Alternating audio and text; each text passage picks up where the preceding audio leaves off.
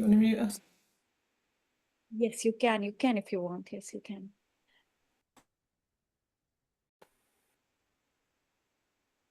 I'll begin, Emma. Great. We already have considerable strength. So hello and welcome everyone to Be Waste Wise webinar of the month. I'm Akanksha Singh. As most of you all know, I'm the community builder at Be Waste Wise, and we've been organizing such waste dialogues on monthly basis, spreading the knowledge dissemination on waste management since 2013. We are a non-profit organization, and we've been bridging this waste expertise solutions gap worldwide over a decade now. And if you see the value in making such diverse sustainability dialogues free of cost and available to everyone and anyone, then support us in our mission. We'll be sharing the donation page link over the chat as well. It's a World Environment Day today, and this year, let's talk about right to repair, not just as a consumer right, but as an environmental imperative. Every unrepairable product is a missed opportunity to reduce waste and resource consumption. As professionals, innovators, and consumers, we have the power to push for policies and products that support a circular economy. On these lines, today's webinar will answer the most exciting question. Can the right to repair movement restructure any country's economy to prioritize reuse, sustainability, and consumer empowerment? And to moderate this very interesting session, we have today with us Emma. Emma Burlow is one of UK's leading specialists on circular economy and sustainability in businesses. She has worked directly with businesses on sustainability for over 25 years now, and she's founded Lighthouse Sustainability in 2020 to deliver impactful advice, coaching, and training. So thank you, Emma, for taking up this issue with us. Emma, along with the excellent line of speakers we have today, and all women, I would say the strength we have for this particular topic. We'll go through these questions and this foray of right to repair and community repair as a subject with the audience and with each other. We have the panel today, Fiona Deer. She is the co-director of the Restart Project. We have Professor Leanne Wiseman. She's the Australian Research Council Future Fellow and Professor at Griffith University. And we have Karen Ellis. She's the founder of Mendit Australia. Now, before we proceed to this discussion, I would like to make a few announcements. This webinar is being recorded and will be uploaded on our website and YouTube channel. Please use the Q&A function for your queries to the panel, and use the chat function for all your views and comments and whatever networking opportunity you see amongst each other using that particular function. We request Q&A section to be used highly for all your queries, because we might miss out on your questions in the chat function. We'll be sharing the LinkedIn profiles of the panelists, and please make as much use of this particular webinar for engaging in a very instructive and very constructive dialogue. So back to the panel, Emma, and over to you. Thank you, Akanksha. A fantastic introduction. And yeah, I have a habit of creating all female panels. So it seems to just happen by accident, but I'm loving that too. And I'm loving it on World Environment Day. So welcome everyone. And I'm so pleased to see 86 people have joined us, which is I think actually a record for us on this webinar. So thank you, everyone. So my esteemed panel, Fiona from the Restart Project in the UK. Fiona oversees the UK programmes and campaigning, and she's leading the UK's first electrical repair voucher trial. So there's a specific kind of angle there which we can talk about, and she helped develop the London-based Fixing Factories project. So thank you for joining us, Fiona. It's great to have you here. I know you're doing a lot on campaigning and a lot on policy in the UK, and you're going to be our kind of Northern Hemisphere correspondent today. So that's fantastic. Karen, thank you for joining me. Now, Karen, we actually met on a previous webinar that you came to, and you were really keen to come back and be a guest. So thank you for that. Karen's the founder of Mendit Australia, and you'll see she's very active on social media as well, and a leading advocate for the right to repair legislation that we're going to be talking about today. And you sit on the Australian Repair Network Steering Committee, which sounds a really, really valuable role. And then we have Professor Leanne Wiseman. Great to meet you, Leanne. It's the first time we've met. And Leanne also is the chair of the Australian Repair Network. So we've got a really brilliant Southern Hemisphere contingent as well. I want to hear about the differences. I want to hear about what's going well, what we could transfer. So we have some good knowledge transfer. So before I dive in, and I've taken some questions, thank you to those of you that are here that have submitted questions already. I've got those in my notes, so we're going to try and pepper those in. But I'm just going to stick up a quick poll just to make sure everybody can access the system. Akanksha, if you could put up our first poll, please. And the question I'm going to ask you anonymously is a really broad one. What do you think is the most important success factor for the right to repair movement? Now, I've chosen 6 categories here, and I know it's difficult to choose one. But if we had to choose one, this will give me a steer as to how we go to our panel with our first couple of questions. What do you think is the most important success factor? Okay, and I know you're all coming at it from different angles. But we can see there, oh, it's changing a little bit, but in the middle we've got strong responses for product design, for repairability, and supportive legislation and regulation, which I know is Leanne's bag. So we're going to come to that. Just give you another couple of seconds. 70% of people have answered. That's fantastic. And just to remind you while you're doing that, if you are going to offer up any questions or things that come up, please use the Q&A function rather than the chat. Okay, because we lose it in the chat because there's a lot going on. So the Q&A function, which should be in the bar along the bottom. Okay, so product design for repairability coming out highly there. Second is supportive legislation. Quite hard to tell what third is, but I think it's consumer awareness, skilled repair, and then affordable spare parts and tools. Interestingly, availability of repair manuals coming out 6th there. So let's just bear that in mind when we come to our kind of questions. So welcome panel, thank you for your patience while we get round through all the introductions. I'd just like to know, because I know you're coming at this from different angles, just very quickly, Leanne, I'm going to come to you first because this question of product design and legislation came up so highly for us. Can you sort of tell us what the community repair movement means to you and the nexus of where you're working on it?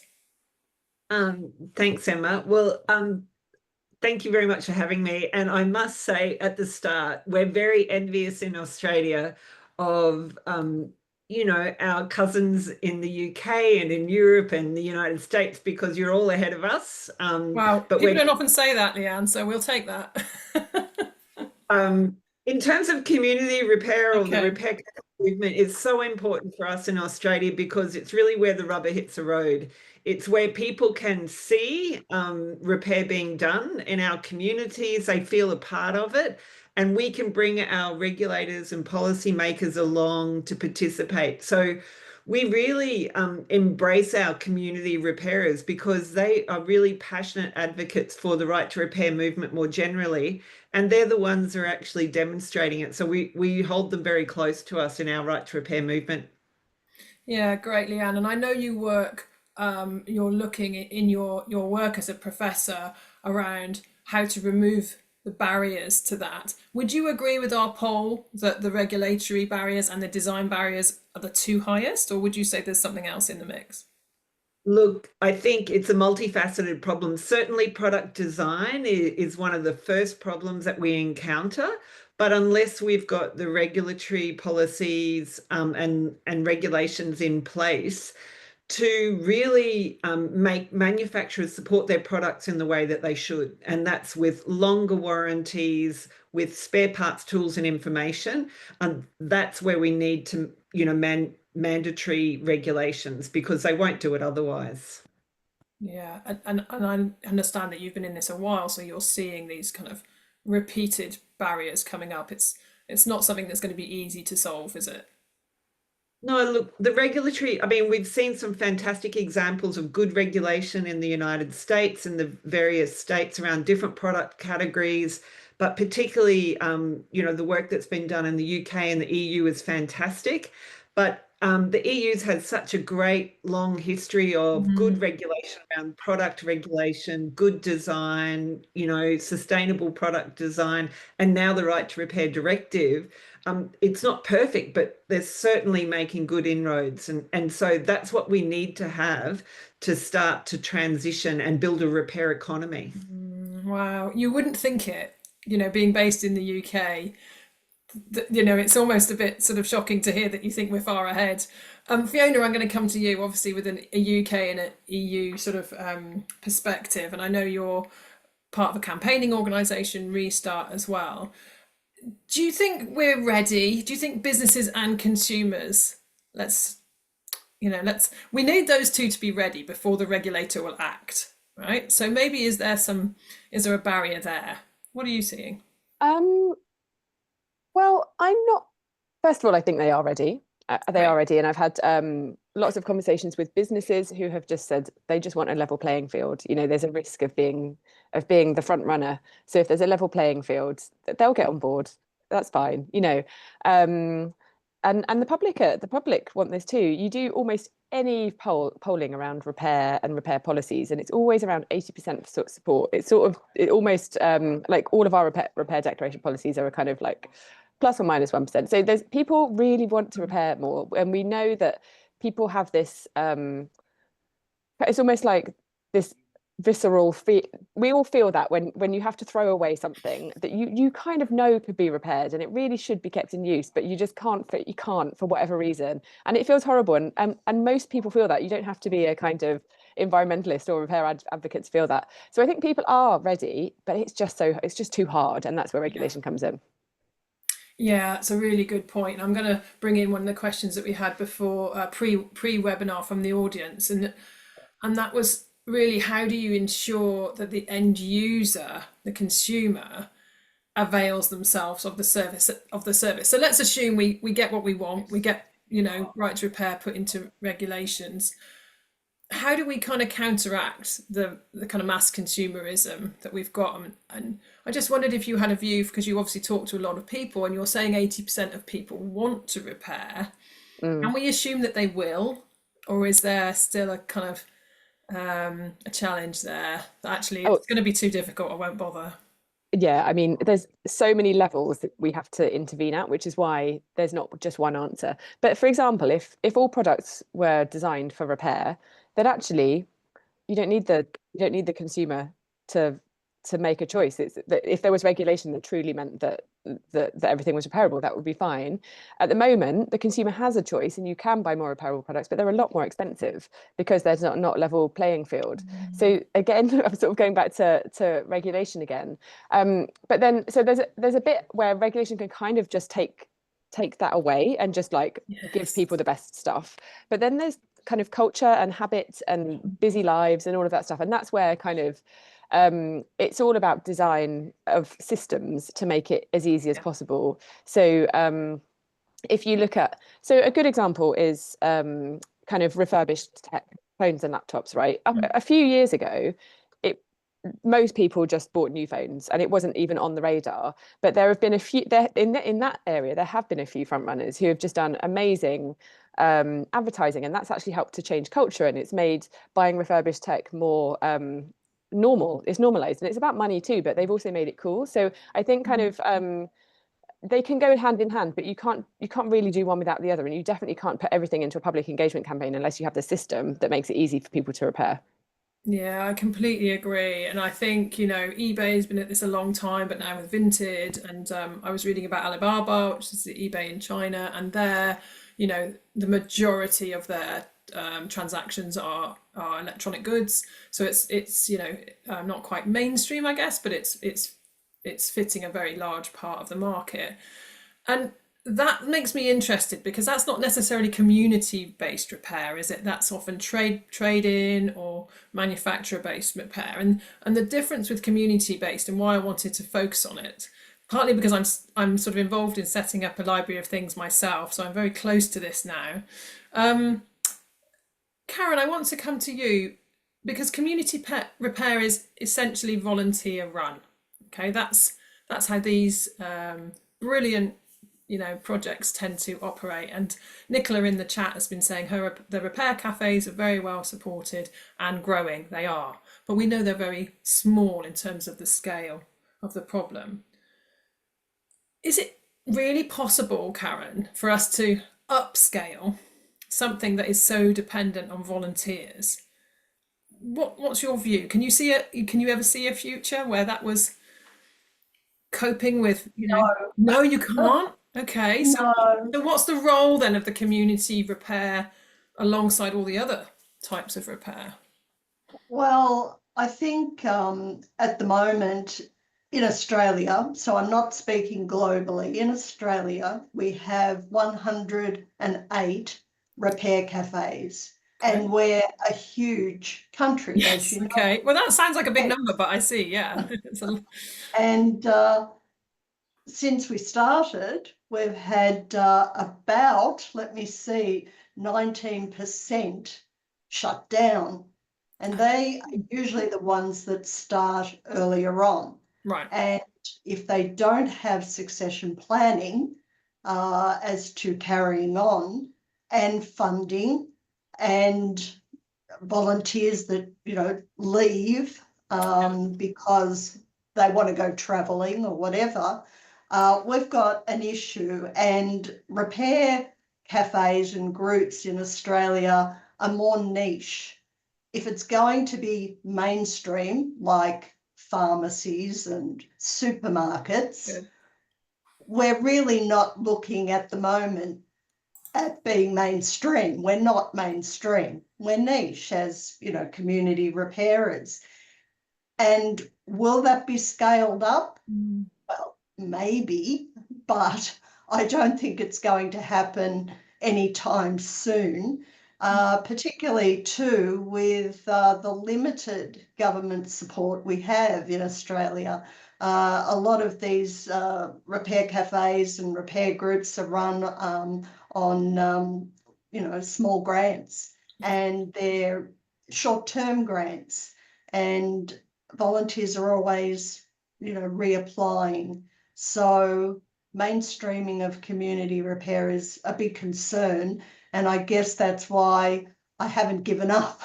I'm constantly advocating, advocating and networking to, push it forward.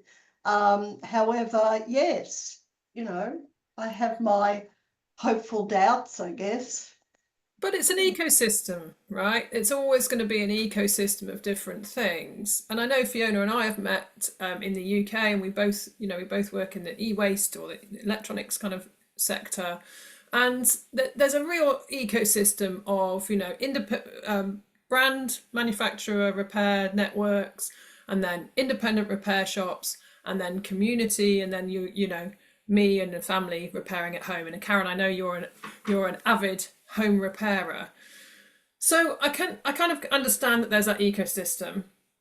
I wanted to come to this question that we received was about how do we transform the grassroots repair practice that are already thriving in the global south. So if we think outside now of the countries we've just mentioned, but maybe in other global south countries, how do we how can we support those operations? And before we met, Leanne, we were just saying that in lots of countries repair is far more established, but informally. Is that what you think is happening? It's sort of an informal repair system.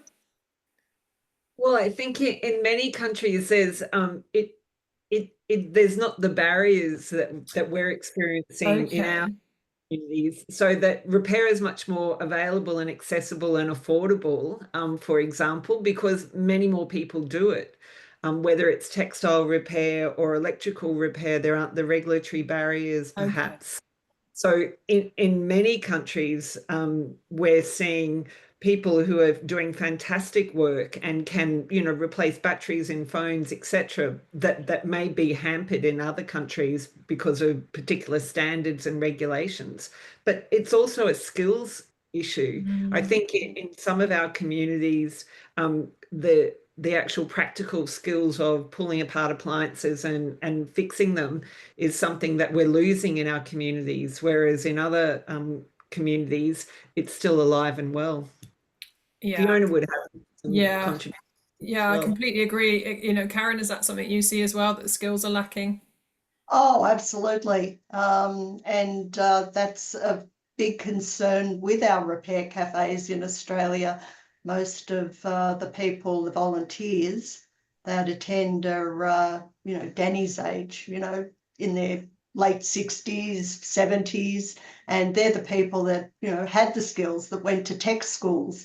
And the women like myself, we had sewing classes and home economics. And yes, there's a great, new community on YouTube with the young ones, but we're not seeing them at repair cafes Oh, in right. Australia. That's interesting. And yes, and of course, our education system. There are some tech schools, there are some attempts at, the, technical um, classes in some high schools, but they're not the norm. Again, Right. it's not the mainstream. And Yeah. that's a big concern. And there's not the opportunity to mentor. They mention that repair cafes you can mentor and you can teach. That's not our experience. They're very busy, short time, and your session is short. Um, you might try to say, "I'll hold the screwdriver," or "I'll show you Well, how watch me to." while I do this. Yeah, but that's Yes, but you can't teach someone to change the wiring on a lamp, for example. You haven't got the time, and you do need to do it properly. well, that's right. You come back to Leanne's point about, the regulations, and you can't sort of have a Heath Robinson go at it. That won't do. And in effect, that would be really negative on the sector, wouldn't it? So Yes, I hear yes. you, Fiona. Are you sort of, is that reflected in the UK as well? I'm assuming there's a big skills gap. I mean, that's my Oh, assumption. yeah, there definitely, and also kind of in the professional sector, we've got all these projections, like for us to reach our net zero targets, we're going to need 20,000 jobs in repair and reuse. But even now there is a shortage of skills. So you look at kind of manufacturers and retailers where there's ready-made jobs in repair, and they're struggling to bring in new repairers, and the average age of repairers is increasing up to retirement age. So there's an upcoming skills gap. But then also we're seeing that in small businesses, small repair businesses in London, who we're talking to as part of the repair voucher scheme, and a lot of them are saying that they're struggling to recruit new Yeah. repairers. So it's one of those problems that's Maybe like, it's got an it's identity coming, and we need to do crisis. something really quickly. Yeah. Yeah, some sort of identity crisis. It's like you never come out of a careers meeting at school and say, "I want to be a washing machine repair person," and yet, I was with one of the major brands yesterday, and they are taking on 200 apprentices a year. It's a lot of people, a lot of jobs for potentially young people, but as you say, most of them are middle aged. They've done something else. They sort of, want to change or whatever. Victoria's made a really good point about we need more campaigns focusing on the cultural perception of repair. At the moment, it feels maybe like it's only for those who can't afford. It's sort of, oh, I can't afford a new thing, so therefore I'll get it repaired. Or I know our local repair cafe is during the day. It's really lovely. You can go and have a coffee, but it's all retired people, right? So there's that thing about busy working people. So there's definitely a cultural slash perception kind of issue. I'm going to come to a question from Carlos here because partly because it's about Latin America, so I want to take us to another part of the world, but it shifts our conversation a little bit. One of the main barriers we encounter in Latin America is that device manufacturers, again, such as electronics, argue that they must protect their brands and cannot allow their brands to be repaired. He mentions remarketed, but maybe you wouldn't even need to remarket it. How have you addressed this? Does anyone on the panel want to take that? Is anyone dealing with that side of things? Leanne, have you come across that in your work? We experience this a lot. I think in every country around the world where brands want to protect the integrity of their brand. What I think we're seeing, as Fiona's probably mentioned or experienced as well, is that we're now recognizing brands that are leading in the circular economy, and there are certain brands who are out there who are actually getting more sales because they're designing for disassembly, because their products are repairable, and that's a really positive thing. And I think that we're looking more, brands are suffering from being anti-repair and anti-reuse, I think.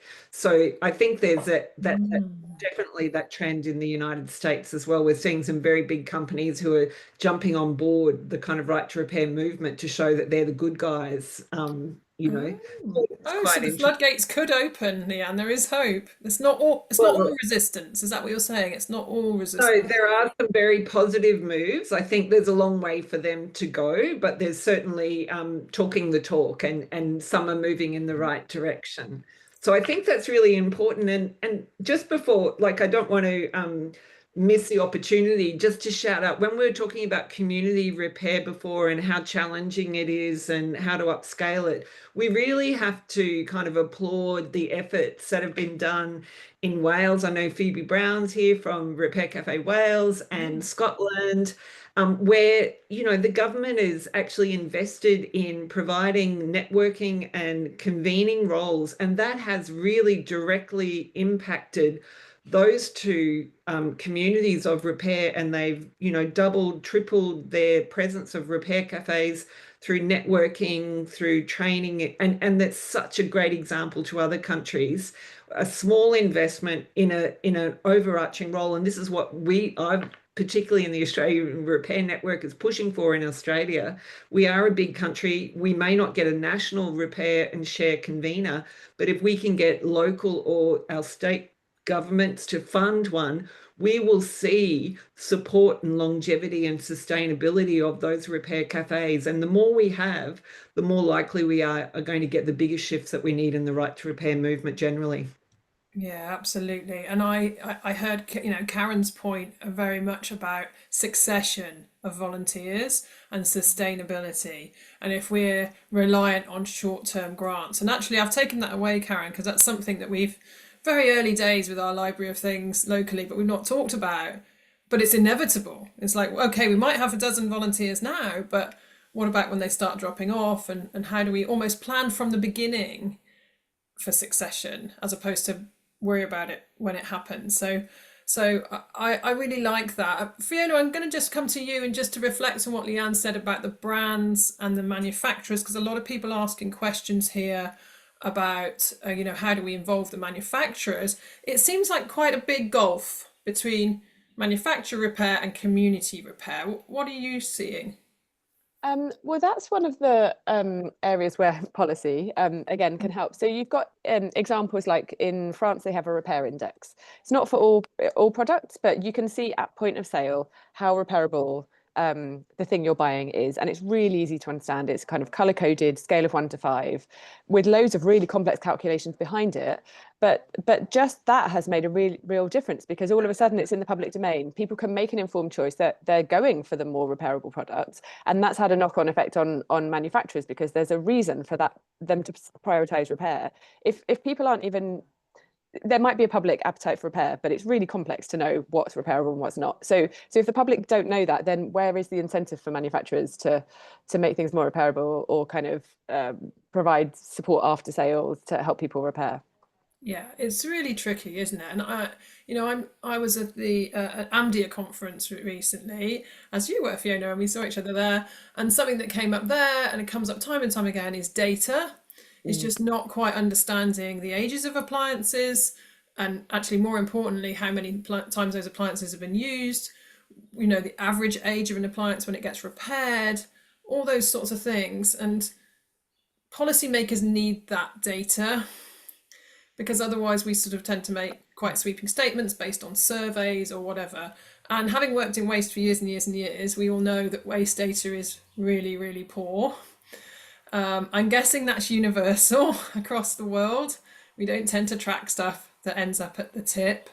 So I'm wondering if there's something here about data. I mean, Karen, you work hands-on in the sector. Do you collect any data? Do you report back? Yeah. Yes, yes, and I have just created not so long ago the Jackson's Hill Repair Cafe where I live, but the venue isn't ready yet. But I've created the Repair Cafe, and I'm liaising. Danny and I are liaising with the local recycling facility to collect. Items, e-waste, from their bins and bring them home and look at what's really reusable. And 70% is reusable as to what we collect from these bins. That's high. That's unbelievable. Mm. And some of it is quite repairable. And we repair the easy jobs because the project was never really intended, or the study was never really intended to repair. We were just going to look at, Reuse. are these items working and what's the percentage? But Danny couldn't help himself, so he had to. So he had to start repairing, and we started putting that repair and reusable e-products back into the local resale shop at the recycling facility. And so that's the data we collect, the repair data we collect for Jackson's Hill Repair Cafe. So that's And how who we. uses that information, Karen? Is the local authority, or do you feed that back to manufacturers, or where's the value in that, knowing those Yeah, data? well, that's what we're hoping to find out. What is the value in that? Because it's never been done before. Right. In Australia. We're the first to do it. So it will be very interesting to see who wants to look at it. We've had quite a bit of interest, and behind the scenes we've had quite a bit of interest. And yeah, it's just fascinating to be collecting it. And it would be really good if more repair cafes in Australia were collecting data, and unfortunately they're not. No, I completely agree. Because there are reasons for that. They're volunteers. They're busy at, repairing. They don't have computer skills, whatever it is. But we do realise the importance, Mended Australia, of collecting data, and that's the way we can do it without running an actual repair cafe where people are coming in. So that's quite novel in itself, and I think that's even a different sort of model, and different models do interest us, how to do things differently and how to collaborate with local, council Yeah. and how and waste management team. I And have a feeling this is going to be a one size doesn't fit all, Karen. I've already said I've never made my repair cafe because it's during the week and I'm working. So I have a feeling that we're going to have as I said earlier, an ecosystem. Katie in the chat has said this is going to blow your mind. I think in Wales we have at least one reuse hub at every household waste recycling centre. So that's the tip, basically, in every local authority area to divert reusable products from waste. Wow. yes, that's Wow. wonderful. Yeah. I mean, I'm not That's blown surprised. my mind, and I work in the sector, right? So that's And look, amazing. what's so important, Emma, is that there are these reuse and repair hubs. And where we are at the moment, we're bringing it home. There's no building. There's no building to, Oh, that's test it and tough. repair it. And Yeah. it is. It's a shame, because we should have, like Wales, these reuse and repair hubs for people to actually congregate and support and share all of this and increase the awareness. And they should be at tip shops or, in neighbourhoods. And we just should have a lot more of them. And that's really lacking. The infrastructure's lacking. Yeah, I think that's lacking, and we're getting so many great questions in here. And I should say to people, if we don't get a chance to answer them all, which I'm sure we won't because we've got so many good ones, we will circulate them to the panelists, and if there's anything they can answer, then they will. So don't worry if we don't get to them. You know, Martin here is also saying that they're being asked as a council to take on the 80 to 85% of unrepairable electronics, so that repairers can concentrate on the valuable sort of repairable items. You know, there's a cost thing here. It's, you know, he goes on to say, but who pays? So, you know, at least we in the UK, we're very sort of, councils are very, very strapped for cash. I'm going to come back then on that because, you know, someone's got to find the money from somewhere, right? So we're moving towards a system of extended producer responsibility. And so I wonder if there's anyone here on the panel who can say, you know, how will that affect repair? Will it be a case that repair comes, you know, in under EPR as we know about it? Is this a case of warranty? You know, Fiona, what would be your, I guess if you were to go after one mechanism, what would it be? Is EPR the answer? I don't know if there is one mechanism, Right. but EPR, it is an example of kind of, it's almost like the last resort, that you're catching Right. stuff before it goes. All of the other things like design for repair and repair, right to repair, that's about keeping things in use in the first place. But so much of it ends up in waste facilities. And as Karen said, we also did a study. We found that kind of a third of what went into an e-waste bin wasn't even broken. And then like another 10% was repairable. So that's about half of what we're throwing away that could be kept in use. And that's a system failure. And the problem is that extended producer responsibility only applies at when things become waste. As soon as something goes into a waste facility, it's classed as waste, and actually it's really hard to take it out and reuse or repair it. But that's the problem with our system, and we're obviously campaigning for that to change. But recycling should be much more of a last resort. So we should be measuring this. We should be trying to intervene much earlier. So when people are reusing and when people are repairing, and that's where data is really important too. Because at the moment, we don't know how much people are repairing. We've got some data from repair cafes, and we pull that together. There's something called the Open Repair Alliance, where we pull together repair data from repair cafes around the world. We've got some good trends, and you can see what's coming in and what's getting fixed. But I think there's also there's repair data about kind of like manufacturer-led repairs, you know, and there will be some data from kind of small repair shops, but I've never seen it all pulled together in one place. And that's the sort of thing where if we were going to move towards legislation where repair was prioritized and rewarded, and it might mean that some of that EPR money then can flow towards councils who can then support repair cafes. And we've seen that that's had a massive difference. Or like with Wales, you know, that's government funding has made a massive difference. So it could be that EPR is supporting that, but first we need to measure it and know what's there. And then move to targets. But I think that's really important. I don't think it's the only solution, but it's a really important one of them. It could end up forcing us to do that work, or forcing someone to do that work to find the data. And I think you've hit on something, Fiona, because you know, when money is tight, then, you know, you don't ask if you don't get if you don't ask. We've been asking for a long time, but I think the evidence you know, has to be there to tip things over the edge. Can you share the link, Fiona, to the Open Repair, what did you call it? Open Repair Alliance. Alliance, because that sounds fantastic, and I know people would be really keen on that. I'm going to answer a question that's sort of related. A couple of people, and in fact, so where's it gone on my list? Jeremy was saying that he's involved in one of the reuse hubs in Wales, but it's mainly reuse rather than repair. Get this, because there's so much that can be reused before you even get to the repair stuff. So it's almost like we've got a mountain of stuff that can be reused, but also because repair is difficult and not financially viable. So repair, as you're also saying, Karen, it requires these specific skills, etc., sort of goes in the too hard pile. And anyway, we've got enough of a problem with reuse. So there's multiple things to sort of solve here. Other people are saying that this should be, you know, it shouldn't be just volunteers. We need to create an economy out of it.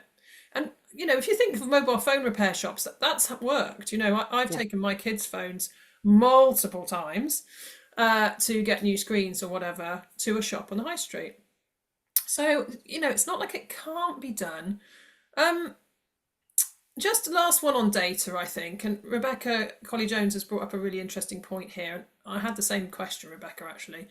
In terms of manufacturer repair, how much repair is actually happening under the banner of refurbishment? You know, take back, refurb, those sorts of things. Leanne and Karen, do you have an idea in, you know, maybe Australia, New Zealand, what's happening on the sort of B2B side? Look, what's really interesting is the challenge that we have around collecting data, whether it's manufacturer repair or refurbishment, or repair that can't be done, is in Australia, our consumer authority, the ACCC, is the body that collects data about customer complaints about defective products, which brands are failing first. The manufacturers like to keep anything about their broken products to themselves. It's almost like a confidential information situation. So they don't like to share that their products, whatever they might be, are coming back and they're broken. I get that. Yeah, I understand. So I think this is a challenge of regulators say to us that they want us to provide repair data before they can pass policies to incentivize, but they've been funding and collecting data around recycling for 30 years in Australia. Don't. Yeah. In every country, we've had decades of investment and data collection, and we just need to move that up the hierarchy and start investing in data collection around, let's find out how much is going back to the manufacturers. They need to have a little platform on their, a button on their platform. Is your thing broken? Where did it break? Like, tell us, and we'll, share the story. We'll tell you how to fix it. There's so many things that could be being done to get that information out there so that we can then deal with those issues. And that's a challenge. Yeah, I think you're absolutely right. You know, openness is coming out here. And I always think it's a real sign that the system is broken when the community sector have to pick it up, right? So you're relying on volunteers working in their homes to pick up what is essentially a broken system. So I think we all know that, and there's some great insights in the chat. Rebecca again is saying that when they found where home appliances were collected when a new one was delivered. So that's a really interesting touch point, isn't it? 10% were refurbished and resold, 20% were harvested for parts. This equates to 700 a week. So instantly, because you've got those manufacturer touch points or retailer touch points often, then, there is data there. It's just whether or not it's being collated, I very much doubt, or shared. So I'm sort of take that away as something that maybe needs another look. I want to talk about an aspect that's been dropped in the chat and we've talked about, which is about networks. So Wales has been held up as Wales has won the Eurovision tonight in terms of repair networks. But a question we had here is, how do we start to create a map-based sort of one-stop shop so that people could say, is this, Karen, is this something you've done in your area? Can people go somewhere and find where their nearest repair cafe is? Is it that simple? Or would you have to kind of bump into it? Would you have to know it was there? You'd have to probably bump into it. We get it all the time, but if you're certainly into the repair scene, the repair movement, the Australian Repair Network, of course, has its members, and Amended Australia administrates the map of repair cafes in Australia on their website. And but all the time you're getting on Facebook or whatever, I don't know about repair cafes. What are these repair cafes, and where do you find these repair cafes? And I'll always answer that, and I'll put up the Australian Repair Network map and say, but you're there constantly, Leanne. I'm there all the time, repeating it. Yeah, beating it. But no, it's I suppose councils might know, but often they don't know about their local repair cafes. I moved into this area, and the local council officers didn't know that we had a repair cafe already established. So that that's interesting in itself. And the next minute it was up on council website Good. being Good. advertised.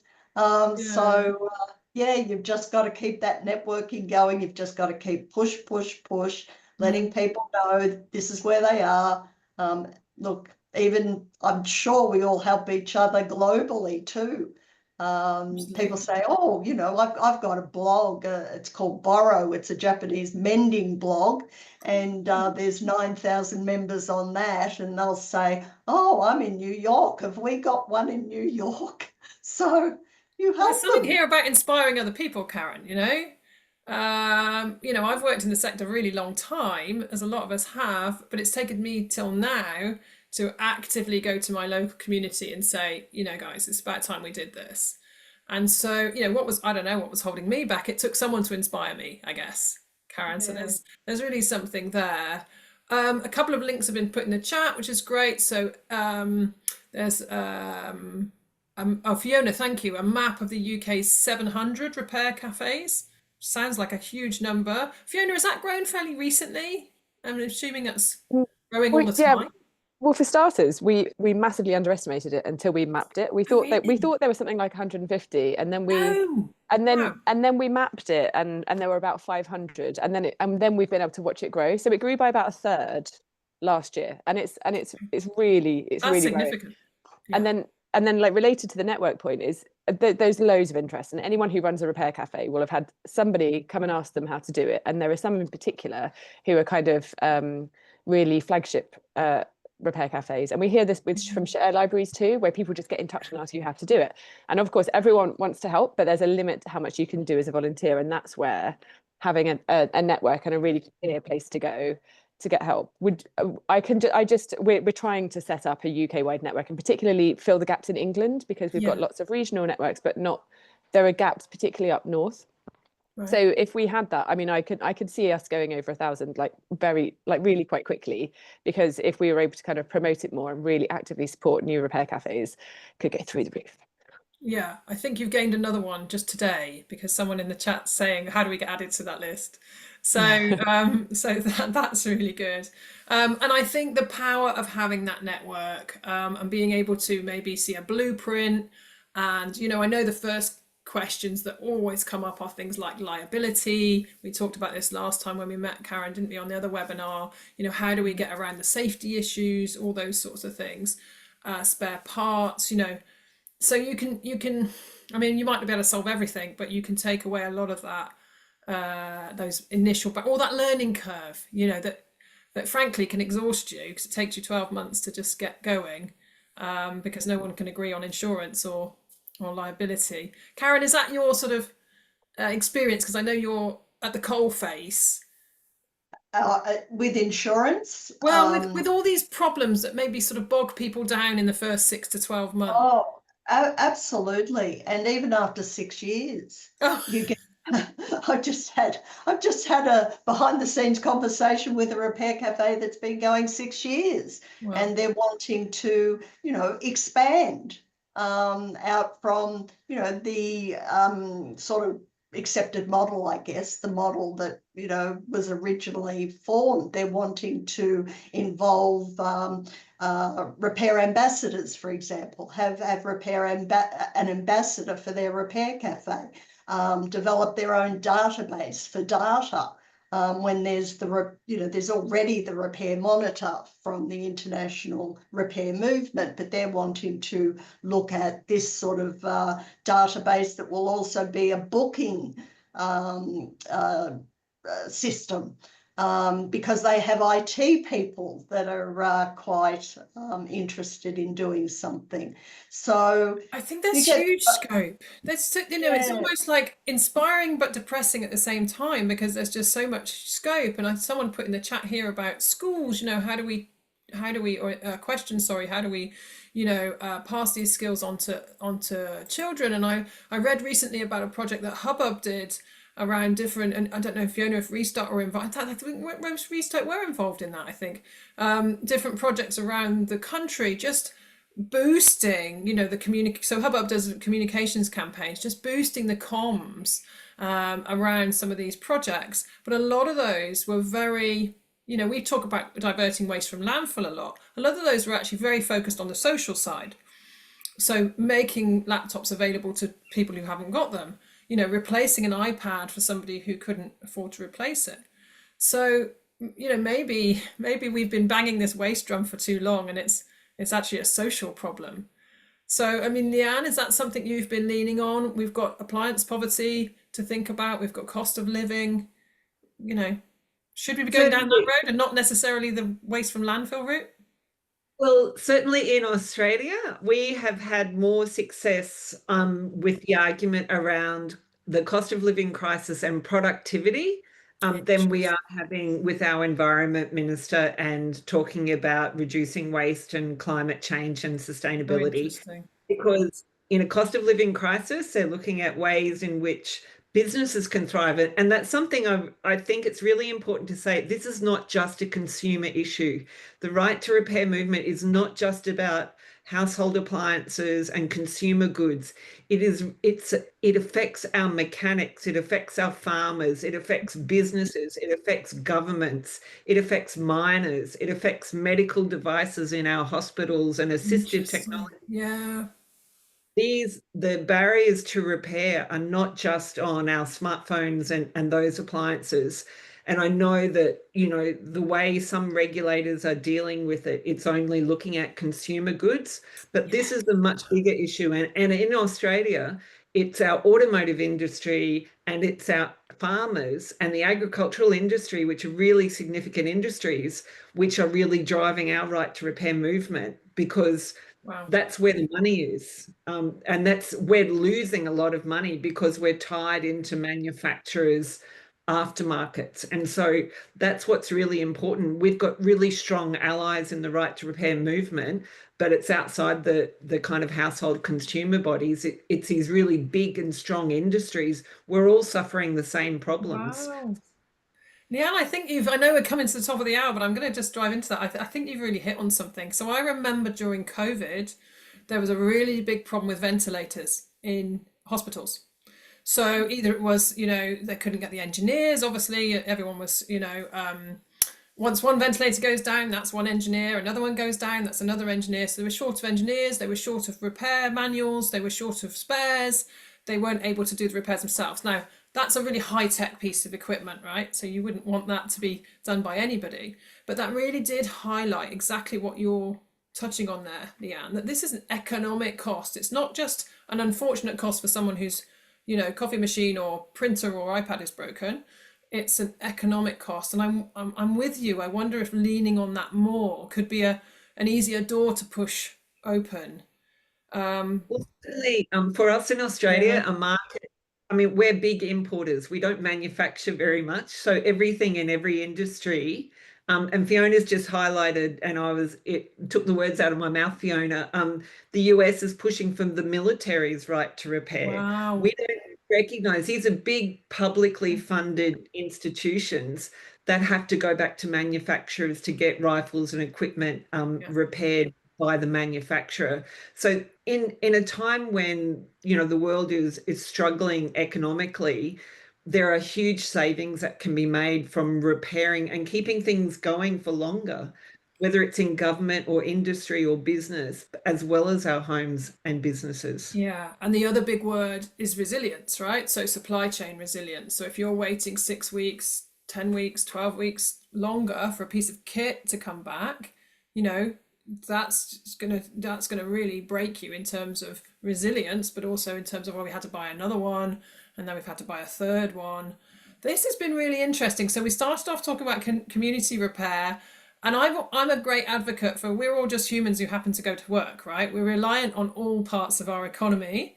So I think you know, Mark in the questions says there's a gap, and there is, and it's sort of frustration that is even more for me now, that community repair is kind of over here, and then there's this sort of industry and manufacturers and that over there. So before we finish, what would you recommend people who are listening, and there's still 100 people listening, or 98, which is fantastic, what would you recommend maybe as your key takeaway from this conversation, maybe something they haven't thought about, Karen, let's start with you. What would be your key recommendation for people? There's so many, Oh, I know. God. Thanks for picking me first. Oh, sorry, I can come back to you if you want. There are so many. Yes, key recommendation. Well, I guess from where, I come from, it's all about advocacy and networking. I Fantastic. think it's so, so important to get the champions actually championing and being voices for repair and speaking to anyone that you possibly can and sharing the information and sharing your stories, your repair stories. That's something that Mended Australia does. Sort of all the time is share pictures and share videos of what we're doing, what we're repairing, sharing our stories with council and what we're doing with council. And I'm sure there's times when people think, oh gosh, here she goes again, but that's okay. That's my role.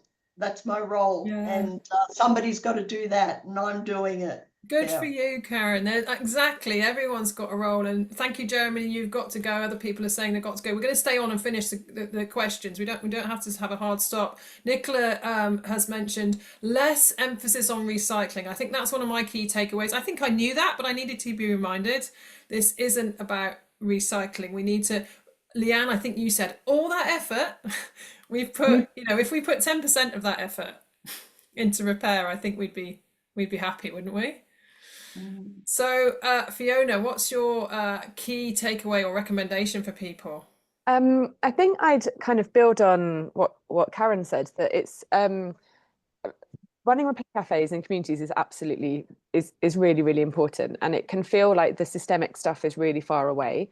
But anyone who's involved in the community repair movement doesn't need to be a policy expert. There are kind of there are people that are coming up with policies and that have kind of day jobs that they can spend all day doing it. But the repair cafe movement, the community repair movement, has such an important voice, and so just kind of making sure that politicians know that. So that could be inviting your MP or your kind of local political representative along to your repair cafe. They absolutely love it, Great. and speaking as What a photo opportunity, Fiona. exactly, they love it. But also, I used to be in climate campaigning, and we'd have campaign groups talking to MPs, and they'd be a bit frustrated because they'd be saying, "You're asking me to do all this, but what are you doing?" Whereas repair cafes are already doing something that's really valuable for the local community. So they come with a really, really important story. So basically telling MPs, and so I've shared a link to the Repair and Reuse Declaration in the chat. We're hosting a Repair Cafe in Parliament next week, so we're hoping to get lots of MPs' attention. And if anyone wants to encourage their MP to get along, you can do that on the Restart website too. But generally making it really politically visible. Love that. Brilliant. I wrote to my MP last week, not about repair, but I've decided, a bit like you, Karen, I'm just going to do it now. I'm not going to wait. It was about something completely different, but I thought, do you know what? If I don't, who's going to? So yeah, that's something that everyone can do. Invite their MP along, and the local paper as well. The local radio station. That would be great. Leanne, Definitely. you've got the final word today. What would you say? One recommend? You've seen all the chat, you've seen all the questions, which have been fantastic. What would you recommend people do after today? Look, just reinforcing what's already said is, we've got a great group of people here together. Let's combine our knowledge, our contacts, exchange information. I think there's really good examples from Scotland and Wales about what good policy looks like in terms of community repair. But as you say, involving politicians, getting into the media, just getting more attention to it, and being there, doing the repair, and networking with academics, with practitioners, with manufacturers, and just getting the whole movement going. I think that's all that we can continue to do. Yeah, I think you're absolutely right. And I'm trying to, here we go. There's a comment here from Pooja. Amazing discussion, she said. Thank you. How about carrying forward the same discussion in different global regions? So, I mean, we've only touched on, a couple of areas today. We've had a little bit of comment from the US, which has been great. But I would love to do this again with, repairers from Africa, repairers from India, repairers from Indonesia or whatever. So if anyone wants to line up some speakers, or anyone's here today that wants to come on another session, you know, let's do that, because I hope you found it valuable. I know I have. Yes, we can, I think, share the chat. Akanksha, are you able to come back on and help me out with that? Someone's just asked if we can share the chat. I'm not sure if we're physically able to do that. But thank you, everyone. My panel have been brilliant. You've kept to time really well as well. So I really, really appreciate you. Thank you. Akanksha, over to you. Thank you, Emma, and thank you so much to the panel today. I think I need not say much. We already been seeing so many comments coming on in the chat section, and also interesting discussion with a lot of queries. And all I can say is that on this Environment Day, let's get a screwdriver and not a hammer, and let's check repair over replacement over the planet. Good strap line. I think that could be. Planet Yep. for community and for future generations. And rightly said, Emma, I think we should have another part to this, and focus on other geographies as well, to get a view from others as 100%. well. We are I'd love glad that. to use this platform. Thank you so much for this informative insight. And people joining in, especially Leanne and Karen joining in from a very different sector and very late hours. Thank you I so much. know, I really appreciate it. But if anyone wants to be a guest, contact Be Wastewise and we can set that up. That would be great. From another country that we haven't talked about today, that would be awesome. You. And as I Keep in mentioned, touch, everyone. I hope you all connect on LinkedIn, and hope to see you all Could, again soon. excuse me, ladies, could we have the questions, if anyone's asked any questions that we might be able to answer? Would that be okay? I'll be sharing all the questions as well as the chat with all the panelists. And Yes. it is easier for us to, tackle. There are many questions which are unanswered, and we ensure that all the questions are being answered by the attendees. So, and I also want to mention that this webinar is being recorded and will be uploaded on our website and YouTube channel for further, for you to view it later. And please stay updated on future events. Please follow us on our social media track. And thank you again, Fiona, Leanne, Karen, and Emma, again for this interesting discussion. Thank you for the opportunity, Akanksha. You do great work. It's really good. Thank you. Thank Good day you. to you. Bye, everyone. Bye. Wow.